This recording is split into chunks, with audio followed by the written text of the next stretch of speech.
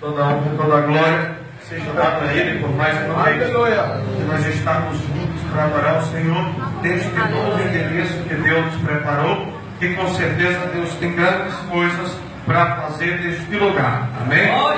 Vamos louvar a Deus pela vida do pastor que está aqui, pastor Valmir. Aleluia, que Deus venha abençoar mais e mais a vida dos irmãos que estão aqui nesta noite, adorando o nome do Senhor. Que Deus venha abençoar grandiosamente. Quero louvar a Deus pela vida, aleluia, da irmã Tânia, que está ali, esta varoa guerreira que Deus tem levantado, que tem sido uma grande apoiadora, acolhedora dos missionários, dos homens de Deus, e sempre tem tentado me ajudar e ajudar os outros irmãos que passam pelo Ministério Altar de Fogo.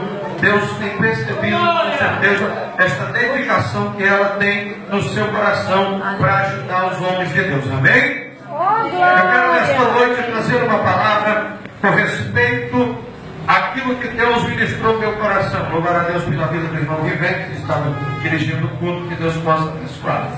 E já nesta hora, a palavra que Deus colocou no meu coração a respeito de Jacó, a respeito do chamado de Jacó. Quando nós estamos dentro de uma igreja que nós falamos sobre chamado, nós já olhamos para pessoas que muitas vezes olham admirado, com um olhar triste, outras com um olhar de pesar, porque todos nós sabemos que o chamado tem marcas, o chamado tem dores, o chamado tem dificuldade. A Bíblia Sagrada vai relatar diversos homens que foram chamados por Deus e pagaram o preço, e sofreram as marcas, sofreram as dores de ser chamado por Deus. Quando nós olhamos para a chamada de Noé, nós vamos ver uma chamada que foi difícil na vida de Noé, porque quando Deus chamou Noé, o problema é que Noé acreditava naquilo que Deus tinha chamado, porém todas as pessoas daquela terra não acreditariam naquilo que ele estava falando, e muitos até zombavam dele, não acreditavam naquilo que ele estava falando. Porém, aquilo que Deus chamou ele para fazer, ele desempenhou o seu papel, e Deus cumpriu tudo aquilo que Deus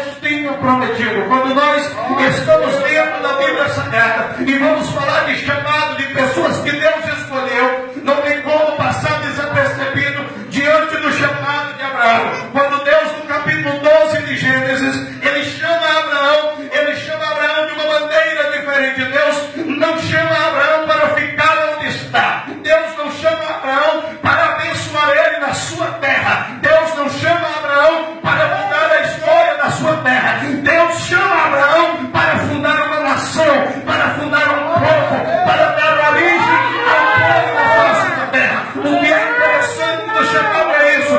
Deus não te chamou apenas para mudar a tua casa, apenas para mudar a tua família, apenas para mudar a maneira de guardar.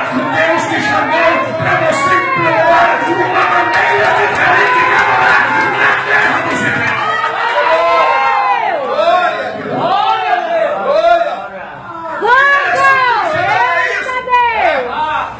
Não fomos chamados, preste atenção, você não foi chamado para mudar a história da sua família. A história da sua família vai mudar por consequência do seu chamado. Irmão, quer dizer que a minha família vai mudar? Vai.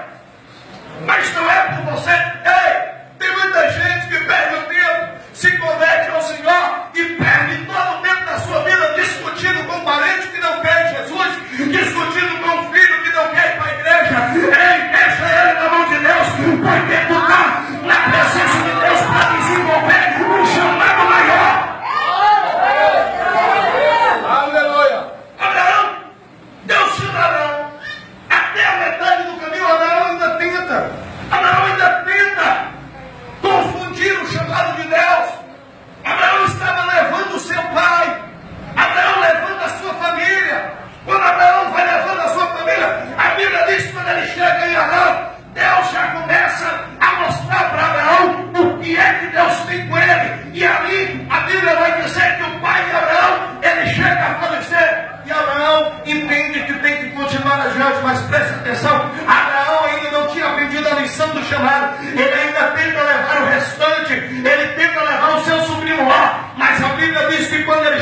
Canaã. Chega um momento que Deus diz: Abraão, não dá mais, é tu para a direita, ele para a esquerda, ou ele para a esquerda e tu para a direita.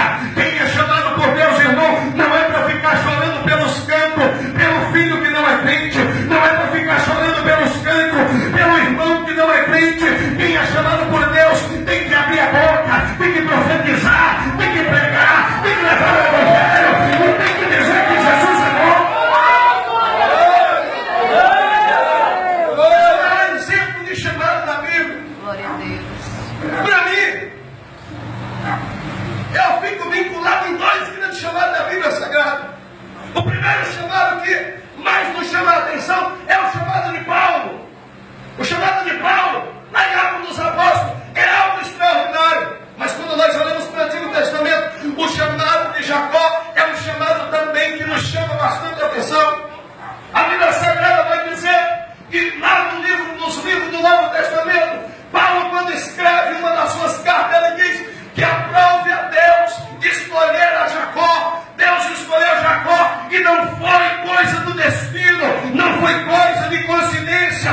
Desde o ventre da sua mãe, Deus já tinha designado ter a Jacó como pai dos patriarcas. Porém, quando nós olhamos no Antigo Testamento, quando vai chegar o momento do nascimento de Jacó, quando Jacó vai nascer, a Bíblia vai dizer que era irmão gêmeos que estava no ventre da sua mãe Rebeca. Mas a Bíblia diz que na hora do nascimento, Esaú vai começando a nascer primeiro, e quando Jacó vai nascer, ele sai agarrado no calcanhar do seu irmão.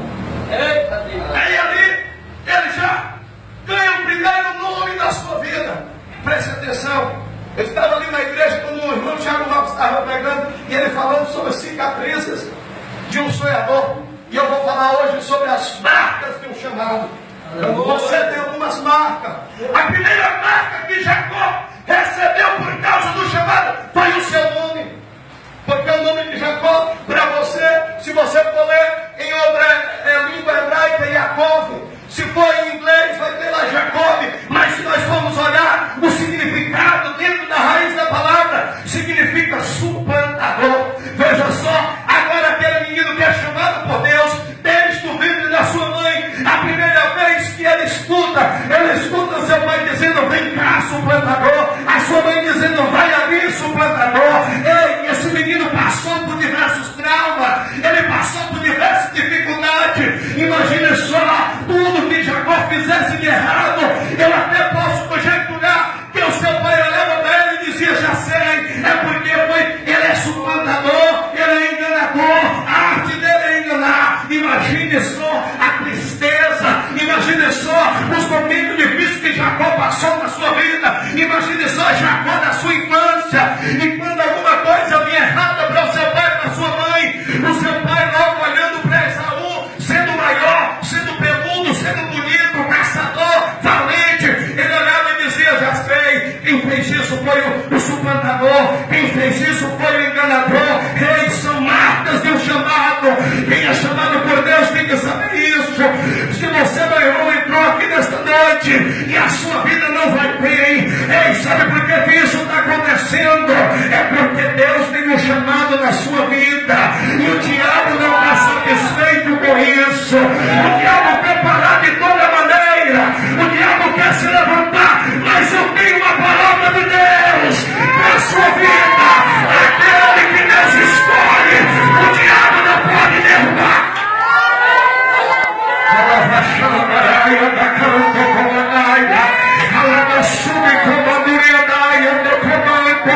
Ei, quando a Bíblia Sagrada diz, Jacó vai crescendo. Imagine só, levita velho, imagine só na calada da noite. Agora lá está, Jacó coloca o seu filho Esaú na sua perna direita, e ali começa a brincar com o garotinho, dizendo: você é a minha geração futura, você será o herdeiro do meu trono patriarcal, você será o herdeiro de todas as minhas posses, você levará o meu nome adiante, você será o meu representante na terra.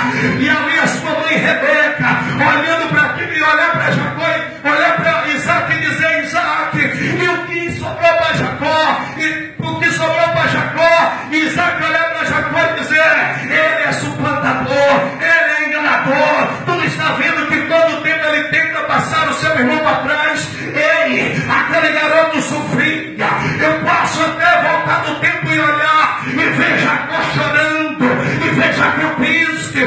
Porque Jacó muitas vezes desesperado, por quê? Porque estava crescendo na certeza que não seria ninguém. Eita, Deus grande! Quantas pessoas Glória a estão dentro da Deus! igreja e sabe que vai passar anos e anos, o arrebatamento vai chegar e não vai ser ninguém.